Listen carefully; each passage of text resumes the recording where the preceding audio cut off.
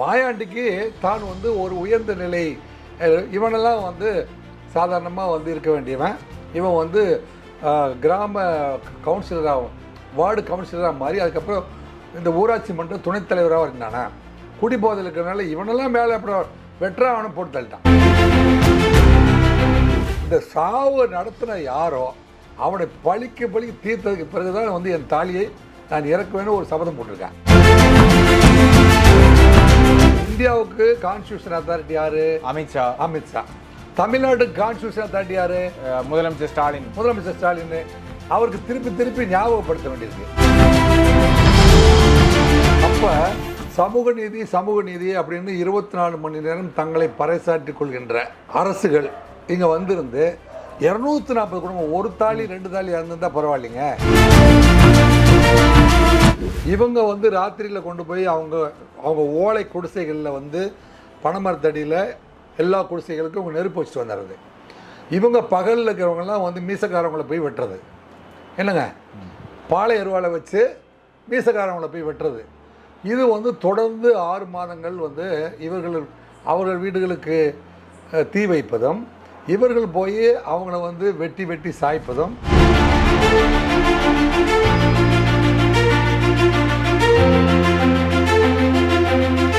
Central reserve போலீஸ்லேருந்து பர்மனண்டாக ஒரு பெட்டாலியனை வாங்கி திருநெல்வேலியில் போட்டு வச்சுட்டு, இந்த மாதிரி எவனாவது சாதிய மோதல்னு சொன்னாவே அவனுங்களை வந்து அரசாங்கம் ஃபயர் பண்ணிட்டோம். ஸ்பெக்ட்ரம் தமிழ் நேயர்களுக்கு வணக்கம். இன்று நாம் காவல்துறையின் முன்னாள் உயர் அதிகாரி திரு ராஜேந்திர ராஜா அவர்களிடம் உரையாட உள்ளோம். சார் வணக்கம். சார் வணக்கம். திரு ஐயனார், எப்படி இருக்கீங்க? சௌக்கியம் சார், நீங்கள் எப்படி இருக்கீங்க? சார், திருநெல்வேலி நீதிமன்ற வளாகத்தில் ஒரு கொலை நடந்திருக்கு நேற்று.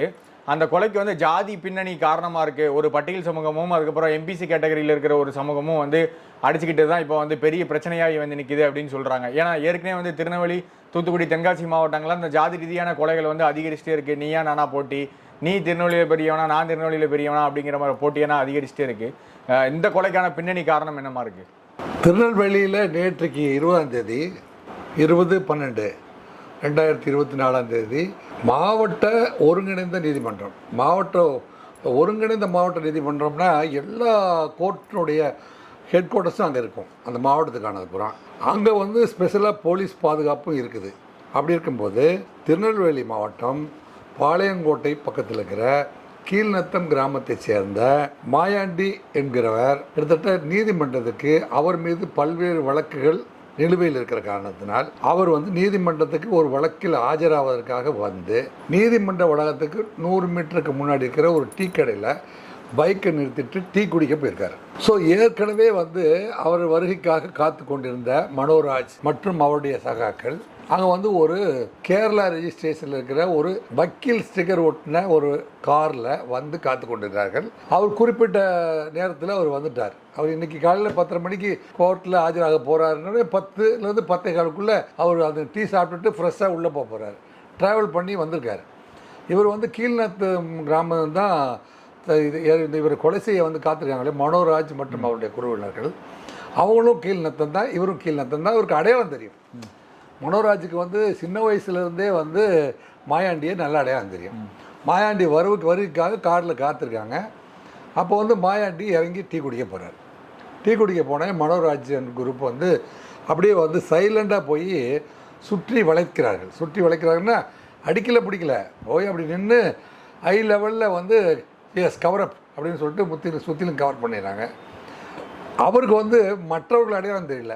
மனோராஜ் மட்டும் ராஜாமணி என்கின்ற நபர் ஏற்கனவே வந்து மாயாண்டி மற்றும் இசக்கி என்கின்ற இவர் மாயாவுடைய நண்பர் இசக்கி 2 பேரும் சேர்ந்து சென்ற வருடம் ஆகஸ்ட் 13ஆம் தேதி அன்று வந்து கீழ்நத்த கிராமத்தில் சும்மா ஒரு வயக்காட்டில் ஆடு மேய்க்கிறதுக்காக ஆட்டை விட்டுட்டு பாலத்து கட்டையில் சாதாரணமாக உட்காந்துருக்காரு. அவரை இவங்க 2 பேரும் குடிபோதையில் போய் வெட்டி கொலை பண்ணுறாங்க. அந்த வெட்டி கொலை பண்ணது வந்து பார்த்திங்கன்னா தான் வந்து இந்த ஊரில் வந்து ஒரு டாமினேட்டிங் பர்சன், நீங்கள் கேட்டீங்க இல்லையா, நாங்கள் ஒரு டாமினேட்டிங் அல்லது நாங்கள் வந்து உங்களோட மேலே அப்படி இருக்கிற ஒரு சூழ்நிலையில் இவர் என்ன பெரியவன்லாம் வந்து இந்த ஊருக்கு வந்து கவுன்சிலராக வந்ததே பெருசு.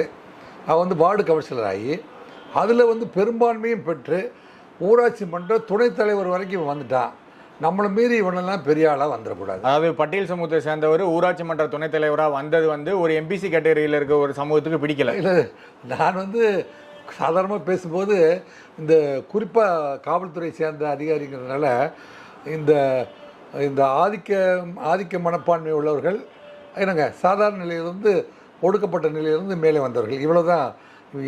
பட்டியல் அல்லது முற்படுத்தப்பட்ட அப்படின்லாம் நான் யாரையும் கருதுவதே இல்லை. என்னை பொறுத்த வரைக்கும் நான் தான் வந்து மிகப்பெரிய உயர்ந்த மனிதன் அல்லது உயர்ந்த சாதிக்காரன் நான் தான் அப்படின்னா எனக்கு மேலே எவனும் சாதிக்காரன் இல்லை. அதுமாதிரி அதே மாதிரி எனக்கு கீழ் ஜாதி எவனும் இல்லை. சீமான் அடிக்கடி சொல்கிற சீமான்ட்டு எனக்கு ரொம்ப பிடிச்ச வசனம் கூட அதுதான்.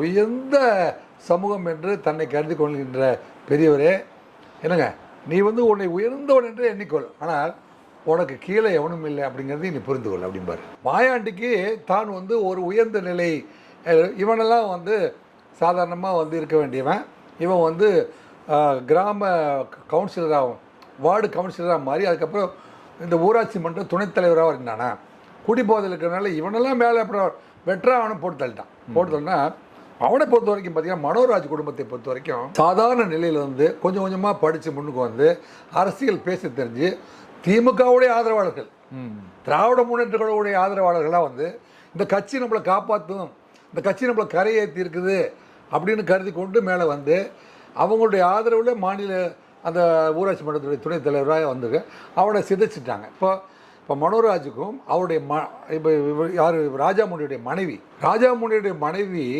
அப்படியே பரிதவித்து துடிதுவித்து அவன் வந்து பிரமை பிடித்து அன்னிலிருந்தே பிரமை பிடித்து விட்டார். அன்றிலிருந்துவே வந்து இன்ன வரைக்கும் வந்து என் கணவன் கட்டிய அவன் சாகலை, அவன் என்னோட வாழ்ந்து கொண்டு தான் இருக்கிறான். என்னங்க அவன் வாழ்ந்து கொண்டு தான் இருக்கிறான், அவன் சாகலை. ஆனால் இந்த சாவை நடத்தின யாரோ அவனை பழிக்கு தீர்த்ததுக்கு பிறகுதான் வந்து என் தாலியை நான் இறக்குவேன்னு ஒரு சபதம் போட்டிருக்கேன்.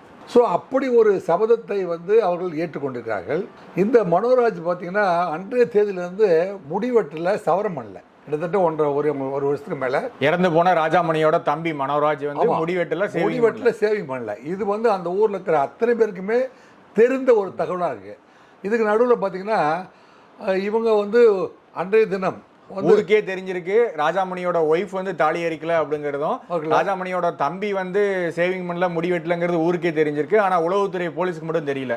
அப்போ இந்த ராஜாமணி வந்து கொலை செய்யப்பட்ட போது மிகப்பெரிய போராட்டங்களையும் சாலை மறியல்களையும் கலெக்டரை போய் கிட்ட மனு கொடுத்தும் உயரதிகாரிகிட்ட பல முறை மனு கொடுத்து இவர்களுக்கும் அவர்களுக்கும் வந்து ஒரு மிகப்பெரிய பகை மூண்டு விட்டது.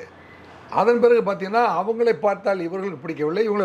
இப்போ வந்து மாயாண்டி இருக்கிற தெருவில் தான் ரேஷன் கடை இருக்குது. அந்த ரேஷன் கடைக்கு வந்து இந்த மனோராஜ் குழுமத்தை சேர்ந்தவர்கள்லாம் போய் அங்கே போய் வந்து ரேஷன் வாங்க போனால் அவங்க வந்து கிண்டல் பண்ணுறது, கேலி செய்கிறது.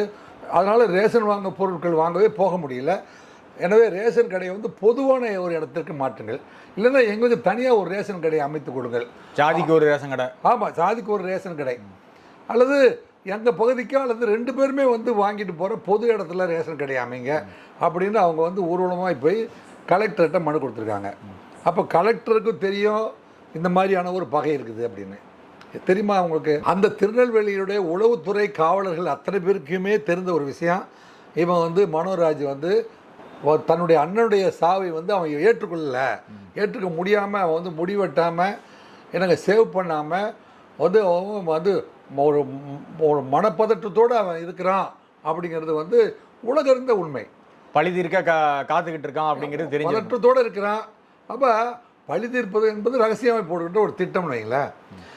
அப்போ தாலியை வந்து இறக்காமல் ஒரு லேடி வந்து காத்துட்ருக்கிறா அப்படின்னா அவங்க என்ன திட்டத்தோடு இருப்பார்கள், அல்லது என்ன மாதிரியான மனவேதனை இருக்காது, அது டெப்த் ஆஃப் த அஃபெக்ட் ஆனதனுடைய எவ்வளோ ஆழம் இருக்கும், அவங்களுடைய வலியும் வேதனையும் வந்து என்ன பழி வாங்க தூண்டி கொண்டிருக்கிறது அப்படிங்கிறதெல்லாம் கண்காணிக்க வேண்டியது திருநெல்வேலி காவல்துறையினுடைய பொறுப்பு. இதில் வந்து தமிழ்நாட்டில் வந்து இந்த எவனாவது பட்டியல் இனம் கிட்டியல் இனம்லாம் எவனும் பேசக்கூடாது.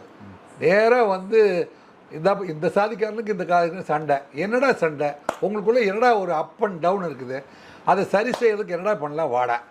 பட்டியல் அப்படின்னு பார்த்தீங்கன்னா பிற்படுத்தப்பட்டவர் பட்டியல் தான், மிகவும் பிற்படுத்தப்பட்டவர் பட்டியல் தான், உயர் சாதி பட்டியல் தான். ஆனால் ஒரு குறிப்பிட்ட சாதியை மட்டும் பட்டியல் இனத்தார் அப்படின்னு சொல்கிற பழக்கமே வந்து அவர்களை உளவியல் ரீதியாக தாக்குறது தான். ஏன்னா பட்டியல் எல்லாத்துக்கும் தானே இருக்குது. முற்படுத்தப்பட்டவர் உயர்ந்த சாதிக்கு 10% பிற்படுத்தப்பட்டவருக்கு 69%. அப்போ 39 போக 69 + 31 69% ஒவ்வொருத்தருக்கும் ஒரு பட்டியல் இருக்குது. ஆனால் இவர் பிசி பட்டியலை சேர்ந்த அப்படின்னு சொல்ல போகிறதில்ல, எம்பிசி பட்டியலை சேர்ந்தன்னு சொல்ல போகிறதில்ல. பட்டியல் இனத்துக்கும் பட்டியல் இல்லாத எல்லாருக்கும் தானே பட்டியல் இருக்குது. ஆக பட்டியல் அப்படிங்கிற வார்த்தையே தவறு. இப்போ புதிய தமிழங்கட்சி கிருஷ்ணசாமியை வந்து நிறைய போராட்டங்கள் வந்து தென் மாவட்டங்களில் பண்ணிக்கிட்டு இருக்காரு. ஜாதி ரீதியான கொலைகள் வந்து அரங்கேறிக்கிட்டே இருக்கு தென் மாவட்டங்களில். அதனால இதெல்லாம் தடுத்து நிறுத்தணும்னு சொல்லி நிறைய போராட்டங்கள், பிரஸ் மீட்டு, பத்திரிகையாளர் சந்திப்பு எல்லாமே நடத்திக்கிட்டு தான் இருக்காரு. இருந்தாலும் வந்து தென் மாவட்டங்களில் அந்த ஜாதி ரீதியான கொலைகள் வந்து குறைஞ்சபாடு இல்லையா சார்? இதை குறைக்கிறதுக்கு யார் முயற்சி எடுக்கணும்னு நீங்க நினைக்கிறீங்க?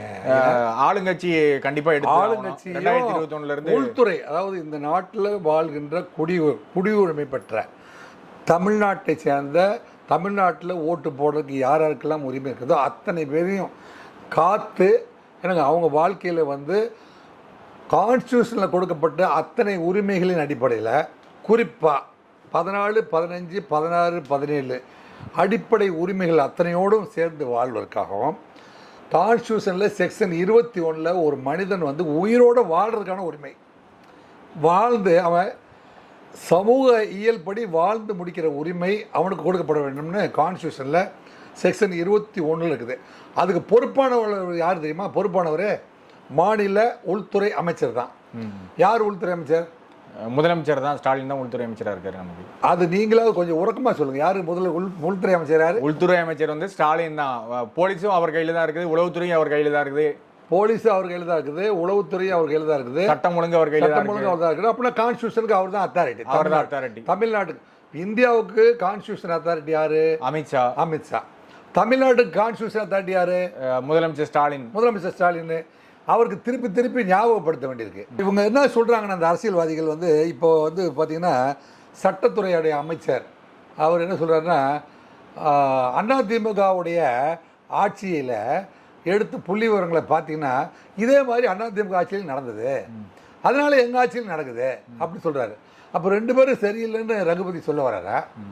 என்ன சொல்ல வர்றாரு?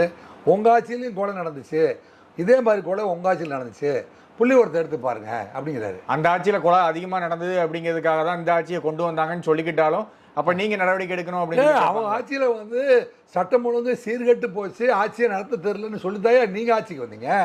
நீங்கள் வந்து இந்த மாதிரியான கொலைகள் எல்லாம் நடக்காமல் நிறுத்தணும்.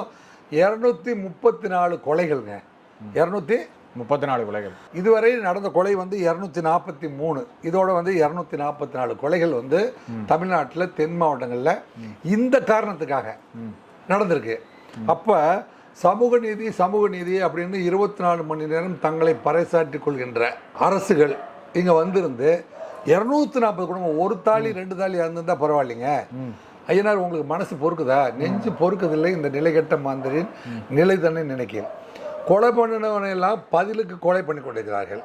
அதுவும் இல்லாமல் இப்போது 244 குடும்பம் அப்படின்னா ஒரு 2400 பேரை, ஒருத்தருக்கும் 100 பேர் பின்னா கூட 2400 பேர் மனவேதனையோட சுற்றுறானே. சரி, 244 பேரை கொலை பண்ணவன் ஒரு ஆள் கொலைக்கு 7 பேர் அப்படின்னு சொன்னால் கூட 244 × 7 அப்படி சொன்னால் கிட்டத்தட்ட 1000 பேர் வந்து கொலைகாரங்க அங்கே இருக்கான் அப்படின்னு அர்த்தம். அந்த 1000 பேர் கோர்ட்டுக்கு போயிட்டு இருக்கானா? அவன் நிம்மதியாக இருக்கானா? ஸோ இந்த பக்கம் ஒரு 1000 பேர், அந்த பக்கம் ஒரு 2000 பேர், கிட்டத்தட்ட ஒரு 5000 பேர். இதில் இப்போ இன்ஸ்டாகிராமில் வந்து ஏன் ஜாதி தான் மேலே, ஓன் ஜாதி தான் கீழே அப்படின்னு சொல்லிட்டு நாங்கள் இன்ஸ்டாகிராமில் நானே ஒரு ரீல்ஸ் பார்க்குறேன். அதில் வந்து மாயாண்டி தேவர் கொலைக்கு பழி வாங்குவோம் அப்படின்னு சொல்லி வீடியோலாம் போட்டுட்டு இல்லை. இது ஏன் வந்து மறுபடியும் வந்து ஒரு சாதியை வந்து உயர்த்தி பிடிப்பதும் ஒரு சாதியை வந்து தாழ்த்தி பேசுவதும் இல்லைங்க. பாரதியாரும் பாரதிதாசனும் வந்து சொல்கிறாங்க, சாதிகள் இருக்கிறது என்றும் சொல்லுற இன்னும் வந்து உயிரோடு இருக்கானுங்களா அப்படின்லாம் வந்து இன்னுமா வந்து இந்த சண்டாளர்கள்லாம் உயிரோடு இருக்கிறார்கள். சாதி இருக்கிறது என்பதும் சொல்பவனும் இன்னும் இருக்கிறானே அப்படி.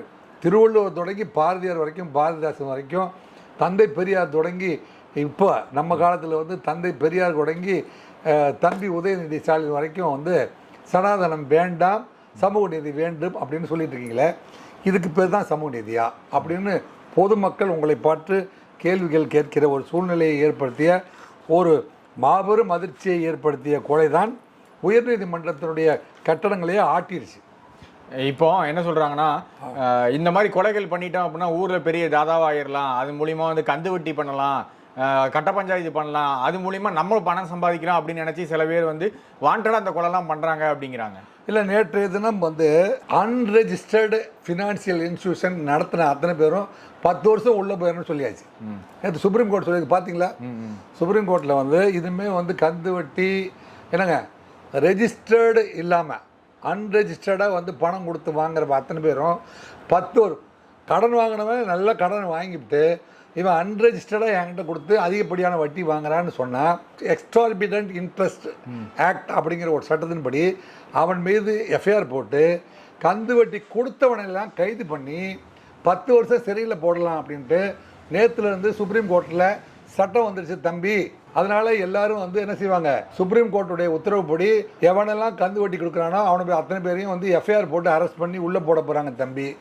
அது ஒன்று. இன்னொன்று வந்து காவல் நிலையத்துக்கு முன்னாடி நின்றுட்டு புரோக்கர் வேலை செஞ்சே வாழ்நாள் முழுவதும் வாழ்க்கை நடத்துகிறவங்க நிறைய பேர் இருக்கான். சேலம் மாவட்டத்தில் நாமக்கல்லாம் பார்த்தீங்கன்னா 1.5 வக்கீல்னு இருக்கானுங்க. வக்கீல்கள் வந்து மிக உயர்ந்த வக்கீல்களாக இருக்காங்க. அவங்கள பற்றி நான் சொல்லலை. இந்த 1.5 வக்கீல்னா எப்படின்னா, நீதிமன்றத்துக்கே போகாத வக்கீல்லாம் 1.5 வக்கீல்னு பேசுறது வழக்கம். நீதிமன்றத்துக்கு போகிற வக்கீல்லாம் நல்ல வக்கீல் அப்படி சொல்கிறேன். 1.5 வக்கீல்னா போலீஸ் ஸ்டேஷனை சுற்றி வந்து ரூம் எடுத்துக்கிறானுங்க. குறிப்பாக நாமக்கல், ஈரோடு எல்லாம் பார்த்தீங்கன்னா போலீஸ் ஸ்டேஷனை சுற்றி 10 வக்கீல் ஆஃபீஸ் இருக்கும். இப்போ ரெஜிஸ்ட்ரேஷன் ஆஃபீஸ் இருக்கு பார்த்தீங்கன்னா, ரெஜிஸ்ட்ரார் ஆஃபீஸ் பார்த்தீங்களா, அதை சுற்றி வந்து பத்திரப்பதிவு எழுத்தாளர் இருக்கான் பார்த்தீங்களா. அதே மாதிரி நாமக்கல்லில் தொடங்கி கோயம்புத்தூர் வரைக்கும், அந்த பக்கம் திண்டுக்கல் வரைக்கும் எனக்கு தெரிஞ்ச எல்லா ஊர்லேயும் ஸ்டேஷனை சுற்றி வந்து பெடிஷன் எழுதி கொடுக்குறேன், இன்ஸ்பெக்டரை பார்த்து பேசிடுறேன், எஸ்ஐ கிட்ட நான் சொல்லி முடிச்சு கொடுத்துட்றேன் அப்படின்னு காலையிலே வந்து பெரிய மீசைக்கு பெயிண்ட் அடிச்சுட்டு வெள்ளை கலர் சட்டை எடுத்து போட்டுட்டு வெள்ளை வச்சு கட்டிட்டு நேராக எங்கடா போகிறான்னு பார்த்தா எல்லாம் பையிலும் போலீஸ் ஸ்டேஷனுக்கு பக்கத்தில் ரூம் எடுத்துகிட்டு அங்கே போயிட்டு வெளியில் வந்து 10,000 ரூபா வாங்கிட்டு இன்ஸ்பெக்டர்கிட்ட ராத்திரி வீட்டுக்கு போகும்போது, சார் சும்மா டீசல் போடுறதுக்கு 2000 வச்சுக்கன்னு கொடுப்பானே. இதை வந்து வாழ்க்கையில் தொழிலாக வச்சு சொந்த வீடு கட்டி அவன் வாழ்க்கையை நடத்தி முடித்து அவன் 6 வீடு கட்டி வீடு வாடகை விட்டுருக்கான். ஏன்னா இந்த போலீஸ் ஸ்டேஷன் பக்கத்தில் இருக்கிற புரோக்கர்கள் இதெல்லாம் எப்போ தான் ஒழிய போகுது? இந்த மாதிரியான புரோக்கர்கள் எல்லாம் வந்து வாழ்ந்து கொண்டு இருக்கிறதுனால தான், சும்மா இருந்துகிட்டே இவனெல்லாம் சம்பாதிக்கிறதுனால தான் இந்த டீச்சர் வேலைக்கும் ஹெட் மாஸ்டருக்கும் வந்து நாங்கள் வந்து 30 லட்ச ரூபா கொடுத்துருங்க உங்கள் ஊருக்கே வாங்கி தரேன்னு சொல்லிட்டு சும்மா இருந்தே பணம் சம்பாதிச்சு இவனெல்லாம் கோடீஸ்வரன் ஆகிறதுக்கு இந்த அரசுகள் வந்து வழிவகுத்து கொடுக்குமானால் என்னங்க, இந்த அரசாங்கத்தில் பார்த்தீங்கன்னா இவன் இந்த புரோக்கர்கள் பூரா வந்து கோடீஸ்வரர்களாக மாறிட்டானுங்க. ஆனால் இப்போவும் வந்து அந்த மாயாண்டியை கொலை பண்ணவர்களை 2 மணி நேரத்தில் வந்து எல்லா குற்றவாளிகளையும் அரெஸ்ட் பண்ணுற சொல்லி தமிழக காவல்துறை வந்து பேட்டி கொடுக்குறாங்க. 2 மணி நேரத்தில் யார் அரெஸ்ட் பண்ணாங்க? கொலை குற்றவாளிகள் 7 பேரையும் அரெஸ்ட் பண்ணிட்டாங்க அப்படின்னு. 7 பேரும் வந்து உங்களுக்கு தெரியும் வந்து அங்கே வந்து ராமகிருஷ்ணன் வந்து கொலை நடந்துருச்சு சம்பவ இடத்துல. சரி, சம்பவத்துக்கு வருவோம். மாயாண்டி டீ குடிச்சிட்டு பார்த்துடுறாரு. யாரை பார்த்துறாரு? மனோராஜ் தான் லீட் பண்ணி, ஏன்னா அவனுக்கு தான் அடையாளம் தெரியும், உள்ளூர்காரன்ல அடையாளம் தெரியும். மனோராஜை வந்து நேராக பார்த்தோன்னே ஓ இவன் வந்துட்டான் நமக்கு ஏதோ ஆபத்துன்னு சொல்லிட்டு அந்த இடத்த விட்டு நழுவ பார்க்குறாரு. ஓட பார்க்குறாருன்னொடனே டே வளைச்சிருங்கடான்னு சொல்லிட்டான். காலை அட்டாக் பண்ணி கீழே விழுந்துட்டார். விழுந்த உடனே காலை வெட்டி ஓட முடியாமல் காலை வெட்டிடுறாங்க. உடனே வந்து அங்கே இருக்கிற வழக்கறிஞர்கள் கார்த்திக் தம்பான இருதயராஜ் 2 பேரும் இதை அங்கே வெட்டிட்டு இருக்கும்போதே பார்த்துடுறாங்க. இவங்க தான் பதறி அடிச்சுட்டு ஓடுறாங்க. அங்கே 20 போலீஸ் இருக்காங்க, அவங்க வந்து கண்டுகொள்ளவில்லை அப்படிங்கிறதான் இப்போ குற்றச்சாட்டு. இப்போ கார்த்திக் தம்பானும் இருதயராஜ் 2 பேர் தான் வந்து பேட்டி கொடுக்குறாங்க. தரையில் உட்காந்து வந்து போராட்டத்தை அறிவிச்சிடுறாங்க. நீதிமன்றம் பூரா வந்து பத்திட்டு எழுது. உடனடியாக வந்து அங்கே வந்து போலீஸ் கமிஷனர் வந்து ரூபேஷ்குமார் மீனா சம்பவத்துக்கு வந்துடுறாரு. சம்பவத்துக்கு வரும்பொழுது அங்கே பார்த்தீங்கன்னா எஸ்ஐ வந்து உய்யக்காட்டான் வந்து ஒரு அசிஸ்டன்ட் சப் இன்ஸ்பெக்டர். அவர் வந்து இந்த வக்கீல்களோட சேர்ந்து ஓடி போய் அந்த காரில் மற்றவங்களாம் தப்பிச்சு காரில் ஏறி ஓடிட்டாங்க. ஓடின போது அந்த காரில் வேகமாக போய் ஏறாதனால ராமகிருஷ்ணன் அந்த இடத்துல மாட்டிக்கிட்டான். காரில் ஏறி போக முடியாதவங்க மட்டும்தான் இங்கே மாட்டினான். சரி மாட்டினோடனே அவன் என்ன செய்கிறான், காரில் ஏறி போனோடனே நேராக போய் டவுன் போலீஸ் ஸ்டேஷனில் வந்து சரண்டர் ஆகிட்டான். ஸோ 1+3 3 பேர், மீதி 3 பேர் சரண்டர் ஆகிட்டான். முத்துகிருஷ்ணன் ஒருத்தனை அவங்க கைது பண்ணிட்டாங்க. ஸோ ஆக மொத்தம் 7 பேர். இவங்க வந்து காவல்துறை உடனே கைதெல்லாம் பண்ண வேண்டியதில்லை, அவனே போய் சரண்டர் ஆகிட்டான். எங்கள் அண்ணனை பழி தீர்த்தவன். இப்போ கான்செப்ட் வந்து காவல்துறை கைது செய்ததா இல்லையா அப்படிங்கிறது அல்ல. இப்படியே தான் வந்து ஏன்டா வந்து 69 பேர் வந்து குடிச்சு செத்து போயிட்டான், இல்லை சாராயம் குடிச்சு செத்து போயிட்டான். சாராயம் புறா வந்து நிறுத்தியார். சாராயத்தை வந்து விற்றது கள்ளச்சாராயமா விஷச்சாராயமான்னு இது வரைக்கும் முடிவெடுக்கல. என்னங்க, ஆர்எஸ் பவுடரை வந்து சாராயத்தில் கலக்கணவன் யார் அப்படின்லாம் வந்து இல்லாமல் சாராய வைக்கிறவங்களுக்கெல்லாம் 10 ஆண்டு கடுங்காவல், மிக்க நன்றி வணக்கம்னு கதையை முடித்தாங்க. சரி, இந்த நாட்டில் வந்து எப்பொருள் யார் யார் வாய் கேட்பணும், அப்பொருள் மெய்ப்பொருள் காண்பது அறிவுன்னு சொல்கிறான். என்னங்க, ஏன் வந்து திருமாவளவன் போய் மறுபடியும் வந்து மது ஒழிப்பு மகாநாடு நடத்த வேண்டியதாக போச்சு அப்படின்னா, ஏன் சிபிஐயில் விசாரணை வேணும்னு கேட்குறாங்க அப்படின்னா, இங்கே ஏதோ ஒரு இடத்துல ஓட்டம் இருக்குது. இந்த ஆர்எஸ் பவுடர் கொண்டு போய் கள்ளச்சாராயத்தில் விற்றது யார் அப்படிங்கிறது தான் கேள்வி. ஆனால் மற்றவெல்லாம் கள்ளச்சாராயத்தை நிறுத்தி விட்டோம், கள்ளச்சாராய விற்றவங்க எல்லாத்தையும் பிடிச்சி உள்ளே போட்டுட்டோம், கள்ளச்சாராயத்தை விற்கிறவனுக்கு நாங்கள் சட்டம் இயற்றிட்டோம், முடிஞ்சு போச்சுங்க. தென் மாவட்டங்களில் இதே மாதிரி போதைப்பொருள் நடமாட்டம் அதிகமாக இருக்குதுங்களா? அந்த கொலைகளுக்கு காரணம் போதைப்பொருள் நடமாட்டமும் ஒரு போதைப்பொருள் நடமாட்டம் அவங்கள்ட்ட வந்து பணப்புழக்கத்தை அதிகப்படுத்தி விட்டது. இதில் பார்த்து கஞ்சா புறமே வந்து நீங்கள் ஒரிசாவிலேருந்தும், நீங்கள் வட மாநிலங்கள்லேருந்தும், ஆந்திராவிலேருந்தும், ஒரிசாவிலேருந்தும் வருது. வர்ற கஞ்சா வந்து நேராக எங்கே போகுதுன்னா திருநெல்வேலி மாவட்டத்துக்கு தான் போகுது. திருநெல்வேலி மாவட்டத்துலேயும் அங்கே போய் வந்து என்ன செய்யுது, ராமேஸ்வரம் கடற்கரை மூலமாக வந்து வெளிநாடுகளுக்கு கப்பல் வழியாக அனுப்புகிறாங்க.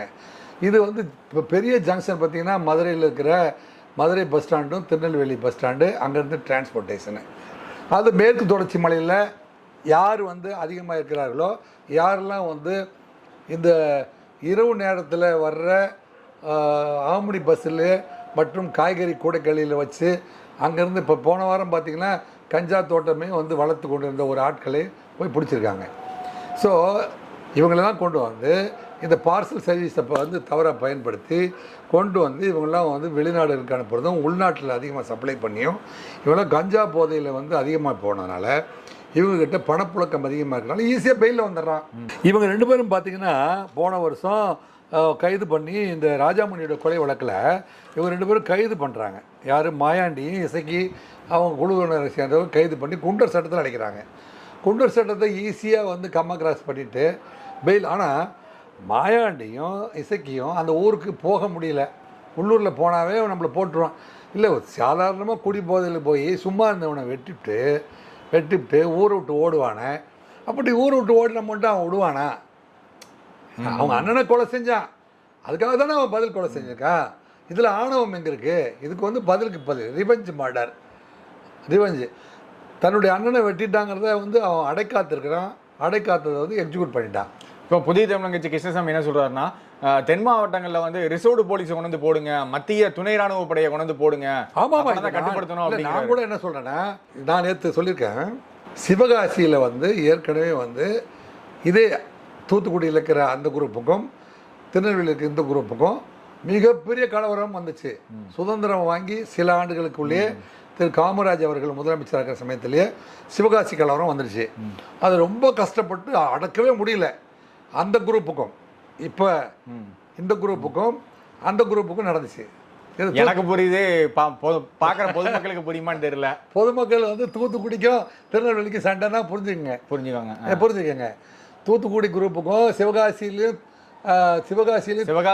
தூத்துக்குடி குரூப்புக்கும் திருநெல்வேலி குரூப்புக்கும் சண்டை. ஆமாம், சிவகாசியில் தூத்துக்குடி குரூப்புக்கும் தூத்துக்குடியிலும் பெரும்பான்மையாக இருக்கிற அந்த மக்களுக்கும் இந்த திருநெல்வேலி குரூப்புக்கும் சண்டை வந்துடுது. இதுக்கு பேர் சிவகாசி கலவரம்.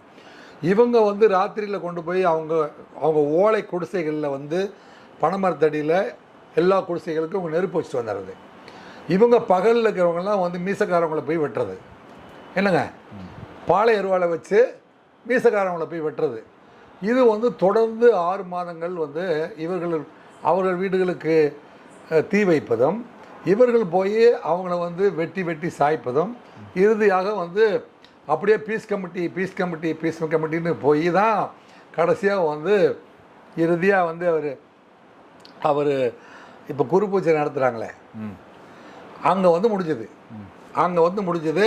இதில் வந்து இந்த கலவரத்தை அடக்கிறதுக்காக காமராஜர் முதலமைச்சராக இருக்கிற பொழுது சிவகாசியில் ரிசர்வ் போலீஸ் தேவைப்படுதுங்கிறதுக்காக 100 பேரை கொண்ட ஒரு பெட்டாலியனை கிரியேட் பண்ணார். எப்போவுமே வந்து ரிசர்வ் போலீஸ் வந்து எங்கே இருக்கும் அப்படின்னா டிஸ்ட்ரிக்ட் ஹெட் குவார்ட்டர்ஸில் எஸ்பியோட கண்ட்ரோல் தான் இருக்கும். எஸ்பி கண்ட்ரோல் இல்லாத ஒரு ஊரில் தமிழ்நாட்டிலே ரிசர்வ் போலீஸ் இருந்துச்சு அப்படின்னா அது சிவகாசியில் தான். அந்த 100 பேர் அடங்கிய ஸ்ட்ரென்த்து வந்து சாப்பாடு கேன்டீனு எல்லாம் அங்கேயே ஏற்பாடு பண்ணி அதை வந்து லோக்கலில் வந்து இந்த மாதிரியான இந்த 2 குரூப்புக்கும் எங்கே சண்டை வந்தாலும் அங்கே போய் போலீஸை குமிச்சு அதை வந்து அந்நியர்த்து பண்ணி அதை வந்து சிவகாசி கலவரம் இப்போ நிறைய பேருக்கு மறந்து போச்சு. ஆனால் காவல்துறையில் இருக்கிற உயரதிகாரிகள் அத்தனை பேருக்கும் தெரியும், சீனியர் மோஸ்ட் பொலிட்டீஷியன் அத்தனை பேருக்கும் தெரியும். சிவகாசி போலீஸ் ஸ்டேஷனுக்குள்ள பார்ட் 4ல் இதை பற்றி 10 பக்கம் ஒரு மிகப்பெரிய கட்டுரை எழுதப்பட்டிருக்கிறது. இதில் வந்து நம்ம முருகன் ஐஜி இருக்கார் பார்த்தீங்களா, ஐஜி முருகன் வந்து நானும் முருகன் அவர்களும் ஒன்றாக வந்து சிவில் சப்ளை சிஐடியில் ஒர்க் பண்ணும்போது எனக்கு சொன்னார். கடைசியில் நான் வந்து விருதுநகர் மாவட்டத்திற்கே வந்து சிவில் சப்ளை உணவுப் பொருள் கடத்தல் தடுப்பு பிரிவினுடைய அதிகாரியாக நான் போய் பணியாற்ற போது சிவகாசி காவல் நிலையத்துக்கு சென்று இதன் மூலம் சிவகாசி காவல் நிலையத்துக்கு தெரிவிக்கிற தகவலாக கூட இருக்கட்டும், அங்கே இருக்கிற பார்ட் 4ல் எழுதியிருக்காங்க அந்த கலவரம் எப்படி வெடிச்சது, அந்த கலவரத்தை வந்து தடுப்பதற்கு என்னென்ன வழியெல்லாம் மேற்கொள்ளப்பட்டது அப்படின்னு. இது அரசாங்கத்துக்கும் செய்தி. இதே மாதிரி திருநெல்வேலிக்கு இப்போ ரிசர்வ்டு போலீஸ் இதே மாதிரி அதாவது திருநெல்வேலி கலவரத்தை தடுக்கிறதுக்கு என்ன பண்ணலான்னா இதே மாதிரியான சாதிய மோதல்கள் வந்தபோது சிவகாசியில் என்னென்ன நடவடிக்கை அரசாங்கத்துக்கு சேர்த்து தகவல். இந்த தகவல் ஐயனார் கேட்டதுனால இப்போ வந்து ஒரு மிகப்பெரிய தகவலை இந்த அரசாங்கத்துக்கு சொல்கிறோம். சிவகாசி போலீஸ் ஸ்டேஷனில் பார்ட் 4ல் இந்த கலவரம் எப்படி ஆரம்பிச்சது, இது எப்படி முடிவுக்கு வந்துச்சு அப்படிங்கிறத எப்படியெல்லாம் வந்து கண்ட்ரோல் பண்ணாங்க, எப்படி பீஸ் கமிட்டி மீட்டிங் போட்டாங்க, யாரெல்லாம் அது தலைமை தாங்கினாங்க அப்படிங்கிறதுலாம் விவரமாக எழுதப்பட்ட காப்பி இருக்குது. நான் போய் சிவகாசி போலீஸ் ஸ்டேஷனில் அமர்ந்து அதில் ஒவ்வொரு காப்பியை எடுத்து வந்து இங்கே வச்சுருக்கேன். ஓகே, அதை வந்து முருகன் அவர்களுக்கும் ஒரு காப்பியை நான் கொடுத்தேன். ஐஜி முருகன் அவர்களுக்கும் காப்பி இவ்வளோ பெரிய கலவரத்தை இவ்வளவு சாதுரியமாக முடிவு கொண்டு வந்தார்கள் அப்படிங்கிறது சிவகாசியில் இருக்குது. அதே திட்டத்தை வந்து கண்டிப்பாக திருநெல்வேலியில் அமல்படுத்த வேண்டிய கடமையும் பொறுப்பும் தமிழக முதல்வர் யார், மு.க. ஸ்டாலின் அவர்களுக்கும் இருக்கிறது. இல்லைங்க, நான் சொன்னால் வந்து எத்தனை முறை சொல்லி கேட்கல. ஒருவேளை ஐயனார் சொன்னால் இது வந்து இவங்களுக்கெல்லாம் புரியுங்கிறதுக்காக உங்கள் வழியாக ஊடகத்தின் வழியாக அதை பதிவு செய்கிறேன். அதாவது வெண்ணெய் திரண்டு வர்ற காலத்தில் பானை உடைச்ச மாதிரி இந்த மாயாண்டி போன்றவர்கள் சின்ன சின்ன வேலையை செஞ்சு இந்த தமிழ் தேசிய சிந்தனையை தமிழருக்கான அரசியலை வந்து பாழாக்குகிறார்கள். இப்போ சீமான் போன்றவர்கள், சாட்டை துறைமுருகன் போன்றவர்கள் என்னங்க மற்றும் சிலர் வந்து தமிழ் தேசிய அரசியலை வந்து எவ்வளோ கஷ்டப்பட்டு எங்கள் பாட்டன்டா, எங்கள் தாத்தாடா, எங்கள் பாட்டிடா, அவர் எங்கள் முப்பாட்டா, எங்கள் அப்பத்தான்னு சொல்லி சீமான் என்ன பாடுபட்டு என்னங்க இவர்களை ஒருங்கிணைக்கிறதுக்கு ஒரு குரூப்பு முயற்சி செய்து கொண்டிருக்கிறதோ அதை முறியடிக்கிற வகையில் வந்து இந்த மாதிரியான மிகச்சிறிய குறுகிய சிந்தனையாளர்கள் தான் வந்து கொலை முயற்சியெல்லாம் படுவோம்.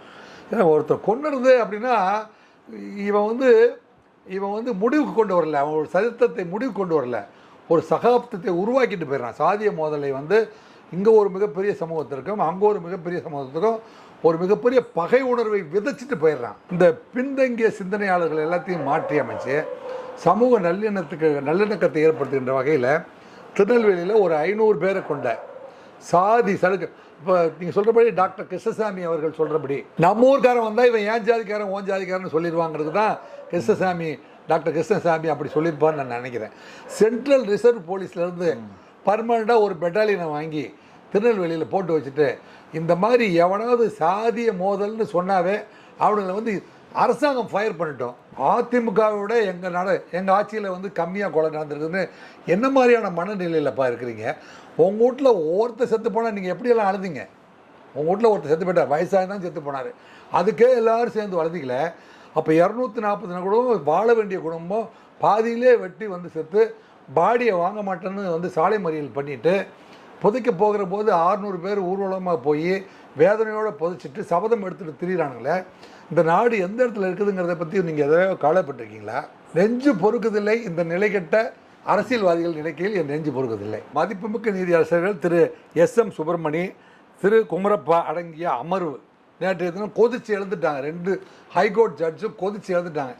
என்னையா நடக்குது? அதாவது நாட்டில் ஒரு முக்கியமான இன்ஸ்டிடியூஷன் அப்படின்னு சொல்ல போனால் அது வந்து கோர்ட்டு, மருத்துவமனை, கல்வி நிலையங்கள், என்னங்க அப்போ கப்பல் தளம், விமானத்தளம், இதெல்லாம் வந்து அவங்க அவசரத்துக்காக போக வேண்டிய இடம், அல்லது அவங்க பிரச்சனையை தீர்த்துக்கிறதுக்கான இன்ஸ்டிடியூஷனு. அந்த இன்ஸ்டிடியூஷன்லேயே வந்து அசம்பாவிதம் நடக்கும் அப்படின்னா பிரச்சனையெல்லாம் தீர்த்து வைக்கிற இன்ஸ்டிடியூஷன் வந்து நீதிமன்றங்கள் தான். நீதிமன்றத்திலே பாதுகாப்பு இல்லை அப்படின்னா, அல்லது இவங்களெல்லாம் வந்து கரெக்ஷன் பண்ணுறதுக்காக வந்து சிறைச்சாலைக்குள்ளே கொலை நடக்கும் என்றால், சிறைச்சாலைக்குள்ளே கஞ்சா விற்கும் என்றால், என்னப்பா அரசாங்கம் நடத்துறீங்க? ஏன் இதுக்கு தனி கவனம் செலுத்த மாட்டேங்கிறீங்க? ஏன் இதை அவங்க தடுக்க முடியலன்னா கையை தூக்கிடுங்க, எங்களால் தடுக்க முடியல அப்படின்னு சொல்லுங்கள். அல்லது தடுக்கிறோம் அப்படின்னா என்ன திட்டம் வச்சுருக்கீங்கன்னு சொல்லுங்கள். என்ன திட்டம் வச்சுருக்கீங்கன்னு சொல்லுங்கள். மக்களை தெளிவுபடுத்தலைன்னா உங்களை பற்றி ஐஏஎஸ் பரீட்சை எழுதும்போது மைனஸ் மார்க் விழுமை, அதாவது நீட் தேர்வு எழுதும்போது ஒரு கொஸ்டின் தப்பாக எழுதிட்டிங்கன்னா மைனஸ் மார்க் விழுமை.